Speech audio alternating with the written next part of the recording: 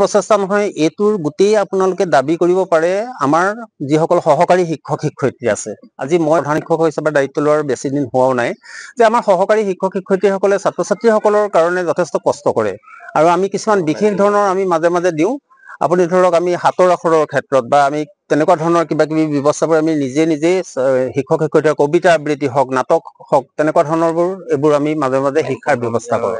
আৰু আমাৰ বিদ্যালয় পৰিচালনা সমিতি এয়া মোৰ কাষতে আছে, তেখেত মানে সভাপতি। আমাৰ মাদাৰসকল বহুত যথেষ্ট এক্টিভ মানে তেখেতসকলে, আৰু তেখেতসকলৰ এই মানে আমাৰ একেলগে সমূহীয়া প্ৰচেষ্টাত আছে বিদ্যালয়খনত আমি লৈ গৌৰৱ কৰিব পাৰোঁ। আপুনি বিভিন্ন ঠাইত আমাৰ শিৱসাগৰ জিলাৰ ভিতৰত যদি আপুনি সোধে যে এই বিদ্যালয়খনৰ কেনেকুৱা, যথেষ্ট আমি ভাল লাগে আমাৰ যে আমাৰ ল'ৰা ছোৱালী বিভিন্ন ঠাইত প্ৰতিযোগিতালৈ যেতিয়া যায় সিহঁতি আজৰি আনিবলৈ সক্ষম হয় পুৰস্কাৰ যিকোনো ক্ষেত্ৰতে। কুইজত আমি এইবাৰ যোৱাবাৰ আমাৰ ডিষ্ট্ৰিক্টৰ ভিতৰতে প্ৰথম হৈছিলে এটা দল, যিটো দল এতিয়া 8ৰ পৰা 9লৈ প্ৰায় প্ৰমোচন পাই গুচি গৈছে। আৰু ঠিক সেই ধৰণে আমাৰ শিক্ষক শিক্ষয়িত্ৰীসকল, মাতৃসকল, বিদ্যালয় পৰিচালনা সমিতি, অভিভাৱক অভিভাৱিকাসকলে এই কৃতিত্বৰ কাৰণে দাবীদাৰ। আচলতে আপোনালোকৰ প্ৰতিজনকে আমাৰ দীক্ষিত মজলীয়া বিদ্যালয়ৰ ৭৪ বছৰত খোজ হৈ ৭৫ বছৰীয়া হ'বলৈ আগবাঢ়ি আহিছে। আৰু আমি এই ৭৫ বছৰ উপলক্ষে আমি বৰ্ষজোৰাকৈ বিদ্যালয়খনৰ মহাৰজত জয়ন্তী অনুষ্ঠানটিৰ আয়োজন কৰিছোঁ। এইটো এটা আৰম্ভণি অনুষ্ঠান হ'ব। এদিনীয়া কাৰ্যসূচীৰে জাক জমকতাৰে আমাৰ অনুষ্ঠানটো অনুষ্ঠিত কৰিবলৈ লৈছোঁ। ইতিমধ্যে আমি যথেষ্ট ৰাইজৰ সঁহাৰি পাইছোঁ। মোৰ লগতে সমিতিৰ সকলোখিনি মানুহ আছে, কাৰ্যকৰী সভাপতি আছে, সহকাৰী সম্পাদক আছে। আৰু প্ৰথম আৰম্ভণিটো অনুষ্ঠানটোৰ পাছতে আমাৰ 3 মাহৰ মূৰে মূৰে আমি ছাত্ৰ ছাত্ৰীসকলৰ মাজত অনুষ্ঠান ৰাখিছোঁ। অনলাইন আৰু অফলাইন দুটা মুডতে হ'ব। আমাৰ অনলাইন প্ৰতিযোগিতাৰ ভিতৰত নৃত্য থাকিব, সংলাপ প্ৰক্ষেপণ থাকিব। এনেধৰণৰ যিবোৰ প্ৰতিযোগিতা ছাত্ৰ ছাত্ৰীৰ মাজত হ'ব জিলা ভিত্তিত বা সদৌ অসম ভিত্তিত, সেইবোৰ 3 মাহৰ মূৰে মূৰে হ'ব। আৰু আমাক কথা দিছে, বহুতে এইবোৰ স্পনচৰ কৰিছে তেখেতসকলে আমাৰ প্ৰতিযোগিতাৰ যিটো পুৰস্কাৰ দিবৰ কাৰণে। আৰু আমি সেইদিনালৈ দিনজোৰা কাৰ্যসূচীৰে ৰাখিছোঁ। প্ৰথম প্ৰায় 5:30ৰ পৰা আমাৰ কাৰ্যসূচী আৰম্ভ হ'ব আৰু ৰাতি 12 মান বজাত আমাৰ কাৰ্যসূচী শেষ হৈ যাব।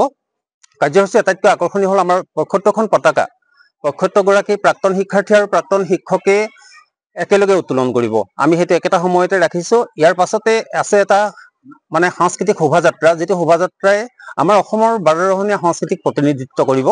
আমাৰ বিভিন্ন জনগোষ্ঠীৰ আমাৰ মানুহ আছে, মিচিং, ডিমাচা, কাৰ্বি ইত্যাদি। এই সকলোবোৰক প্ৰতিনিধিত্ব কৰাকৈ এটা দীঘলীয়া শোভাযাত্ৰাটো গাড়ী লৈ হ'ব। আমাৰ প্ৰায় 20 কিলোমিটাৰমান ঠাই আমি এনেকৈ ঘূৰিম।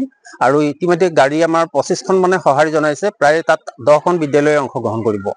10খন বিদ্যালয়ৰে নিজাকৈ তেখেতসকলে নিজৰ সেইখিনি লৈ আনিব। আৰু আমাৰ মাদাৰ্ছ আছে প্ৰায় 100গৰাকী। আমাৰ ছাত্ৰ ছাত্ৰী প্ৰায় মানে 130গৰাকী ছাত্ৰ ছাত্ৰী আছে।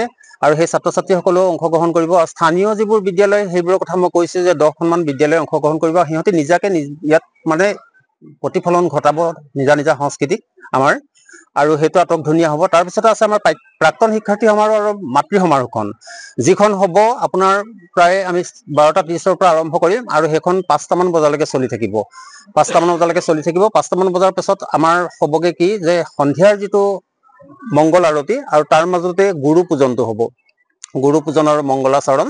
আমাৰ গুৰু বুলিলে আমাৰ শিক্ষক গুৰুসকল আহিব এইখন বিদ্যালয়ত, যিসকলে শিক্ষকতা কৰি পিনি অৱসৰ গ্ৰহণ কৰিছে, যিসকল সেই শিক্ষকসকলক আমি নিমন্ত্ৰণ কৰিছোঁ। আৰু তেখেতসকলক আমাৰ ছাত্ৰ ছাত্ৰীসকলে বা প্ৰাক্তন শিক্ষাৰ্থীসকলে মানে গুৰু বন্দনা কৰিব, গুৰু বন্দনা অংশগ্ৰহণ কৰিব। আৰু সন্ধিয়ালৈ আমাৰ এই বিদ্যালয়ৰ শিক্ষাৰ্থীসকল আৰু প্ৰাক্তন শিক্ষাৰ্থীসকলে একেলগে এখন ভাওনা প্ৰদৰ্শন কৰিব। আৰু ভাওনাখনৰ ইতিমধ্যে আখৰা চলি আছে। আমাৰ সন্ধিয়া প্ৰায় 3:30 বজাৰ পৰা আখৰা হয়। আৰু আমি আশা কৰিছোঁ যে মহাৰাজৰ জয়ন্তী আমাক যথেষ্ট সঁহাৰি জনাব। আমাৰ মাদাৰসকলে আমাক কাম কাজ কৰি পিনি আমাৰ অনুষ্ঠানটো আগবঢ়াই নিয়াত সহায় কৰিছে। অভিভাৱক অভিভাৱিকাসকলে আমাক যথেষ্ট সঁহাৰি জনাইছে। আৰু আমি খুব ধুনীয়াকৈ আমি এই অনুষ্ঠানটো উদযাপন কৰিব পাৰিম বুলি আশাবাদী। ইতিমধ্যে পায়ে গৈছেহি। আমাৰ কাম কাজ সেয়া আপোনালোকে দেখিছে যে পূৰ্ণগতিত চলি আছে। আৰু আমি আশা ৰাখিছোঁ যে সকলোৰে সহযোগত আমাৰ অনুষ্ঠানটোৱে আমি ভবাৰ ধৰণে এটা অনুষ্ঠানৰে ৰূপান্তৰ হ'ব। ধন্যবাদ। স্থানীয় আমি চৰকাৰী ধৰণৰ কোনো সাহায্যৰ ওচৰলৈ এতিয়ালৈকে যোৱা নাই। আমি মানে ৰণোজ পেগু ডাঙৰীয়াৰ লগত যোগাযোগ কৰিছোঁ। পবিত্ৰ মাৰ্ঘেৰিটা তেখেত ইয়ালৈ অহাৰ কাৰণে আমাক দিছে, আশা দিছে। কিন্তু ৰণোজ পেগু ডাঙৰীয়াৰ পৰা আমি সঁহাৰি পোৱা নাই এতিয়ালৈকে। তেখেতৰ সময় বহুত কম। গৌৰৱ গগৈ ডাঙৰীয়াকো আমি ওচৰলৈ গৈ পিনি চিঠি পত্ৰ দি আহিছোঁ। আৰু যিকেইজন মানুহ আমি মাতিছোঁ, আমাৰ বৰ্তমান আমাৰ জিলা আয়ুক্ত তেখেতক দিছো, কিন্তু আমি চৰকাৰী এতিয়ালৈকে পোৱা নাই, কিন্তু তেখেতসকলে আশা দিছে, আমাক আশা প্ৰদান কৰিছে যে অনুষ্ঠানটো ভাল হ'ব যথেষ্ট, আমি যিমান পাৰো সিমান আপোনালোকক সহায় কৰিম। স্থানীয় আমাৰ এগৰাকী ধৰ্মপৰায়ণ ব্যক্তি তিলক গগৈদেৱে, আৰু সেই সময়ত প্ৰায় 3 বিঘাতকৈ অধিক মাটি দিবলৈ এটা বৰ বহল মনৰ অধিকাৰী হ'ব লাগিব মানুহ, আৰু আমাৰ সমাজখনত তেনেকুৱা মানুহবোৰেই আচলতে এনেকুৱা অনুষ্ঠান প্ৰতিষ্ঠানবোৰ জীয়াই ৰাখিছে। তেখেত বৰ্তমান নাই, তেখেতক আমি সোঁৱৰণ কৰিম অনুষ্ঠানটোৰ কাৰণে। আমি তেখেতে এই বিদ্যালয়খনৰ ভূমি প্ৰদান কৰিছিল, আৰু সেই সময়ত মানে কেইগৰাকীমান শিক্ষানুৰাগী ব্যক্তিৰ প্ৰচেষ্টাত আমাৰ এই অনুষ্ঠানটো গঢ় লৈ উঠিছিলে। তাৰ ভিতৰত আছে তিলক গগৈদেৱ এজন, নীল চেতিয়া মহোদয় এজন, আৰু সেই সময়ত খগেন ভট্টদেৱ, তেখেতেই বোলে এই আমাৰ সন্মুখৰ যিজোপা আহঁত গছ, সেই আহঁত গছজোপা ৰোপণ কৰিছিলে। এতিয়াও দেখিছে এজোপা বিশাল গছলৈ পৰিৱৰ্তন হৈ ছাঁ দি আছে আমাক। আৰু তেনে বহুকেইগৰাকী ব্যক্তি, বগাধৰ ভৱ কাকতি দেৱ আছিলে। ভৱ কাকতি দেৱ আমি শুনিছো তেখেতৰ প্ৰাক্তন ছাত্ৰ আছিলে, খুব এজন মানে খুব শিক্ষক তেখেতসকল আছিলে। তেখেতসকলৰ প্ৰচেষ্টাত এই অনুষ্ঠানটো আৰম্ভণি হৈছিলে। প্ৰথমতে আৰম্ভণি হওঁতে এই অনুষ্ঠানটোৰ নাম আছিলে দিকচু LP স্কুল, আৰু লাহে লাহে এইটো দিকচু মজলীয়া বিদ্যালয়লৈ পৰিৱৰ্তন হ'ল। যিকোনো খবৰৰ বাবে যোগাযোগ কৰক 7099017330 লগতে 7099017110 নম্বৰত।